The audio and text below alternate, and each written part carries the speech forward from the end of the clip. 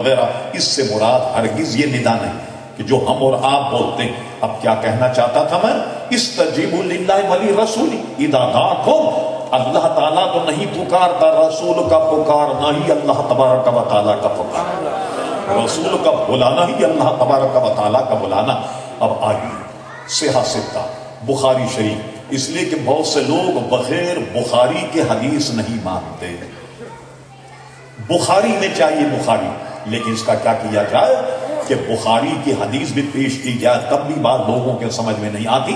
بقول شاعر کے علم سیکھا پر دینداری نہ آئی، بخار آ گیا مگر بخاری نہیں آئی۔ بخاری کی حدیث سن لیجیے بھائی، دو حدیثیں ہیں، اللہ اکبر، ابی ابن کعب رضی اللہ عنہ اور ایک ہے حضرت سعید ابن معلہ رضی اللہ تعالیٰ عنہ۔ یہ دونوں کو تقریباً مشترک ہے یہ کیفیت جو میں عرض کر رہا۔ یہ نماز پڑھ رہے تھے، حضور علیہ الصلوۃ والسلام نے انہیں بلایا، انہیں پکارا۔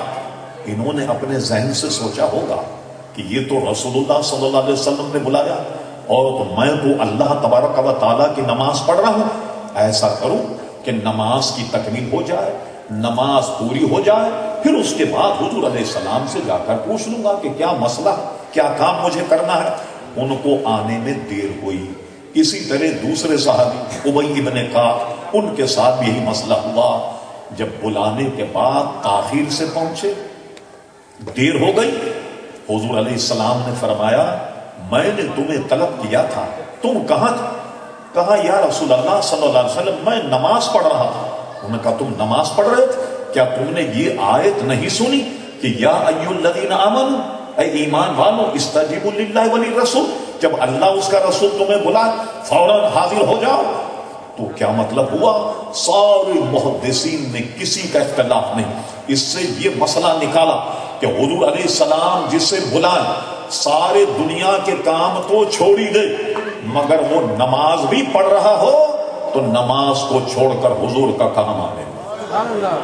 اس میں کوئی علماء کا اختلاف نہیں۔ یہ بتا دوں میں آپ کو، نماز چھوڑ دے اور حضور علیہ الصلوۃ والسلام کا کام آنے گا، نماز جاری نہیں رکھے گا جب صدا آ جائے کہ نبی کریم علیہ الصلوۃ والسلام نے بلایا ہے، تو نماز کو چھوڑ کر کے اور حضور علیہ الصلوۃ والسلام کی بات سنیں۔ آپ کہیں اللہ کی نماز چھوڑ دی، یہی تو بات میں کہنا چاہ رہا ہوں کہ اللہ اس کا رسول جب تمہیں بلائے فوراً آ جاؤ۔ تو اللہ تبارک و تعالیٰ کا بلانا، حضور علیہ السلام کا بلانا ہی چند ایسے مسائل کہ جس میں آدمی نماز توڑ سکتا ہے۔ صرف آپ کی اطلاع کے لیے میں چند باتیں عرض کرتا ہوں۔ مثلا آپ نماز پڑھ رہے ہیں، کوئی آپ کا بیگ، کوئی قیمتی چیز رکھی، کوئی لے کر بھاگنے لگ جائے، نماز توڑنے کی اجازت ہے، فوراً نماز توڑ کر اس کو پکڑ لیا جائے۔ فرض کیجئے سامنے کنواں ہے، آپ نماز پڑھ رہے ہیں، ایک نابینا وہاں سے گزرا اور آپ دیکھ رہے ہیں کہ میں نے نہ پکڑا تو یہ نابینا جو ہے یہ کنویں میں گر جائے گا، نماز توڑ کر اس کی جان بچائی جائے۔ کہیں آگ لگ رہی ہو اور آپ اگر یہ معاونت کر سکتے ہو کہ آگ کو بجھا کر کے کچھ لوگوں کی جان بچا لیں اور آپ نماز پڑھ رہے ہو، نماز کو توڑ دیجئے اور اس کے بعد جا کر وہ کام کریں۔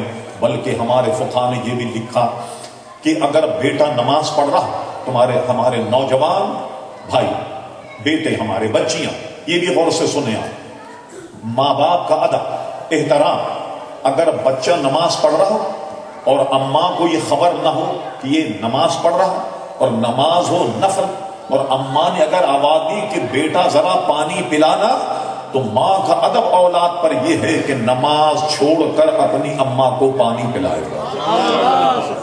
دیکھا آج کل ہمارے نوجوانوں میں ماں باپ کی گویا توقیر، ماں باپ کی عزت، ماں باپ کا وقار، ماں باپ کی نافرمانی، یہ تو بالکل عزیزان گرامی میں صفر ہوتی جا رہی ہے۔ تو ہمیں کیا ایسا پڑھایا جاتا ہے؟ اور یقیناً آپ امریکہ میں تو خالی آن کر کے کچھ آپ ہی کی بات سن کر چلا جاتا ہوں، یہاں تو یہ بتایا جاتا ہے کہ ماں باپ میں سے کوئی گڑبڑ کرے 911 زندہ باد، پولیس آ جائے، اماں کو بھی لے جائے، باپ کو بھی اٹھا کر کے لے جائے، اور کوئی عجب نہیں کہ آپ اپنی اولاد سے محروم ہو جائیں۔ یہ مجھے بتائیے، یہ سکھایا جاتا ہے؟ نہیں سکھایا جاتا، یقیناً سکھایا جاتا۔ اسی کو جناب اکبر الہ آبادی کہتا تھا کہ ہم ایسی کتابوں کو قابل ضبطی سمجھتے ہیں کہ جنہیں پڑھ کر بیٹے ماں باپ کو خبطی سمجھتے ہیں۔ یعنی آج کل کی تعلیم پڑھ کے لوگ کہتے ہیں ہمارے ماں باپ کو کیا معلوم، ہماری اماں کو کیا معلوم، پرانے زمانے کے لوگ ہمارے ابا کو کیا معلوم۔ اس لیے کہتا تھا کہ ایسی کتابوں کا ہم قابل ضبطی سمجھتے کہ جنہیں پڑھ کر لڑکے ماں باپ کو خبطی سمجھتے ہیں کہ ان کو تو کچھ آتا ہی نہیں۔ ہمیں تعلیم یہ دی جا رہی، اور اسلامی تعلیم یہ ہے کہ ماں باپ کسی کیفیت میں ہوں اور کوئی آپ کی مدد کی ضرورت پڑے تو وہ آپ نماز چھوڑ کر ماں باپ کا کہاں مانیں گے۔ اور بھی بے شمار صورتیں ہیں نماز توڑنے کی، کوئی نقصان، کوئی خسران، کوئی ٹوٹا ہو رہا، لیکن تمام صورتوں میں نماز کو لوٹایا جائے گا۔ اثر نو دوبارہ سے پڑھیں۔ اسی طرح نفل روزہ جان کر کے کسی نے اگر کھا لیا، کوئی معاملہ ہوا تو نفل روزہ تو ٹوٹ گیا، لیکن اب اس روزے کا رکھنا واجب ہو گیا۔ بھولے سے نہ کھایا، اب واجب ہو گیا کہ اب روزہ رکھے گا۔ اور یہ جن صورتوں میں، یہ میں اس لیے بتا رہا ہوں اس کا بیک گراؤنڈ، ان صورتوں میں جب بھی نماز ٹوٹے نماز لوٹانی ہوگی۔